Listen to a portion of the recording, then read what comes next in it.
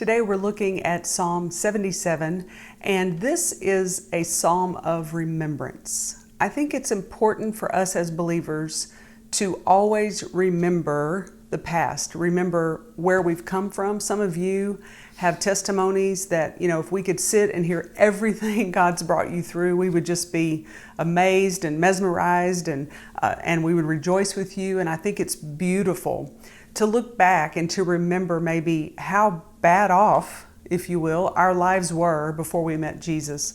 For others of you who maybe you're like me and you truly have grown up in a home that was godly, that taught me about Jesus from a very young age. I've desired to serve the Lord all of my life. That doesn't mean I haven't made my share of mistakes and done things I shouldn't do, but I certainly have been, all of my life, I've just had a heart bent toward serving the Lord and being faithful to the Lord as best as I could. And in that, I still can look back in my life and situations where God has put His hand on my life, has done a miracle in my life. And it's those things that I look back on and remember, especially when I find myself in a place of maybe distress or anguish or concern. I can look back and remember. I can see how God brought me to where I am today. And in knowing that history, I can have confidence and faith in the fact that He is going to do it again, because that is His nature, right? So today is a psalm of remembrance, and my Bible says, and I'm sure yours does too, in the heading it says a psalm of Asaph. And so when I read that, I'm a curious person when I read scripture, and I'm like, who is he? Have we heard of him in scripture? Yes, in fact, we have. He is referenced in 1 Chronicles. And so I just want to tell you who he is, because I really believe it gives us a clear picture of what we're reading when we understand that as well. There were a number of Levites that David had really assigned as worship leaders in the temple choir, if you will, how we would consider it today. And that is talked about in 1 Chronicles chapter 6. You can read about that if you want to. And in 1 Chronicles 16, Asaph's duties are described in a little more detail. It gives some detail of what he was responsible for. So he was a singer, a musician. He was very musical, and that was one of the giftings and talents that God had given him. And so this is his psalm that he wrote. And so we're going to start by reading verses 1 through 9, which feels like a lot of verses. But those verses, if you really listen as I read them or follow along, they really give us a picture of where Asaph must have found himself in his situation. He said in verse 1, 77:1, he said, I cried out to God with my voice,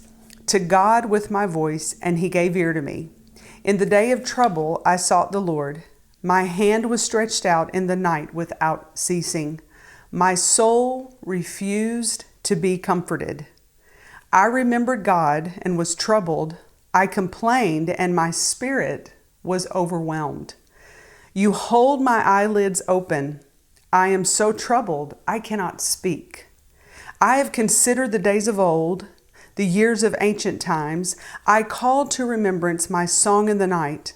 I meditate within my heart, and my spirit makes diligent search. Will the Lord cast off forever? And will He be favorable no more? Has His mercy ceased forever? Has His promise failed forevermore? Has God forgotten to be gracious?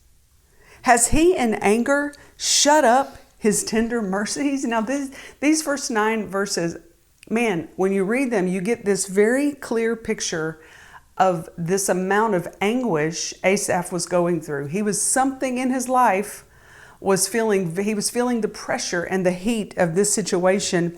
And I read those and wonder and think, some of us may relate to some of Asaph's feelings when we read that. He says, my soul refused to be comforted. Have you been there? No matter what, you just don't feel like you can find comfort. My spirit was overwhelmed. You hold my eyelids open. How many of you didn't sleep well last night because of the burden and the struggles that you face? You hold my eyelids open. I am so troubled, I cannot speak. My spirit makes a diligent search. This is such a picture of anguish and struggle, even to remember. We're talking about a psalm of remembrance. He's admitting in these opening verses that he's struggling to even remember possibly God's faithfulness. This is utter distress when I read these passages. That's what it sounds.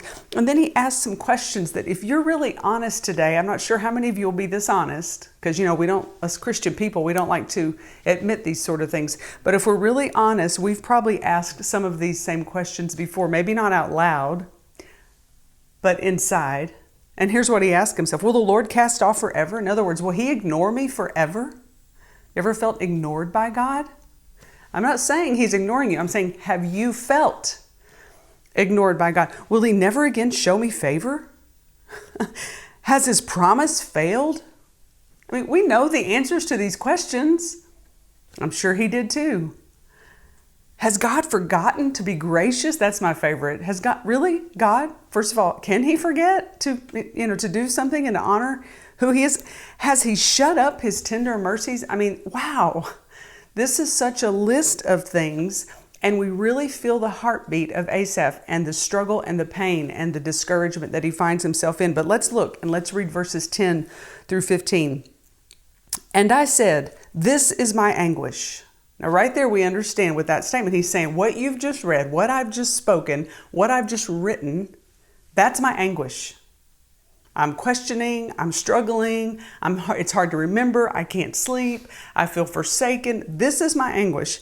And then it says this, but I will remember the years of the right hand of the Most High. I will remember the works of the Lord. Surely I will remember your wonders of old. I will also meditate on all your work and talk of your deeds. Your way, O God, is in the sanctuary. Who is so great a God as our God? You are the God who does wonders. You have declared your strength among the peoples. You have with your arm redeemed your people, the sons of Jacob and Joseph. What a contrast to what we've just read in the first few verses. This anguish, this turmoil, this struggle, this distress. Oh, and he says, so this is my anguish. This is it. You've just heard it. This is what I've shared. And then he says, but I will remember the works of the Lord. But I will remember the works of the Lord. There it is. That's the key. That's the key to his victory in this passage. And it's the key for us to say, I will choose to remember. Guess what? You get to choose where you let your mind dwell. You get to pick and choose where you settle in your mind, where you settle in your heart. You get to choose that. No one else can make you think on certain, they can throw things in your face. They can remind you of certain things you've done. The enemy can come in and remind you of things, but you get to choose where you keep your mind settled and stayed on Christ. You get to choose. The ball is in your court. See, he's done it all. He's paid the full price. He's provided everything we have need of. Now we get to choose to receive it, to accept it. We get to choose. He isn't waiting to do more. He's done everything. He's provided everything for us. He's waiting for us to get out of our pity party. He's waiting for us to get up and brush ourselves off and dry our tears. Look, I'm not making light of your situation. I know that things can be hard. I have been in places where I have found myself on the floor weeping before the Lord with a need so great. I understand it. But after all the tears and after all the struggle, there has to be a moment where we choose to stand up, to get up, to brush ourselves off, to get out of our pity party and remember the faithfulness of God. We choose to do that. Now, I know the Lord helps us. He enables us. He's constantly there. Like if somebody comes up to you when you're on the floor and they put their hand out to pull you up, his hand is there the whole time you're down there in your pity party. He is longing for you to come back and be in his presence and find the joy that can be yours in the face of your circumstances. He's just right there with his hand out waiting. But we get to choose, you get to choose, I get to choose to lift my hand up and put my hand in his and let him pull me to my feet. And I choose to stand in the anguish and in the doubts and in all the feelings and in all the emotion. I get to choose to stand in that and say, oh, no. That's not the faithfulness of God. God is faithful in spite of all this mess. And I get to choose to remember. He goes on through the next verses. I'm not going to read them. You can read out the rest of these verses in this chapter, verses 16 through 20. He gives this brief description of how faithful God was to the children of Israel and all of their wanderings and all of their disobedience. You know the stories in the Old Testament of his faithfulness. He would get frustrated at them and then they would do this and then he would be faithful and they would still dishonor him. And it was just this constant struggle. So he recounts in these few short verses just how faithful God was. Aren't we glad that we can look back at our lives and see his faithfulness?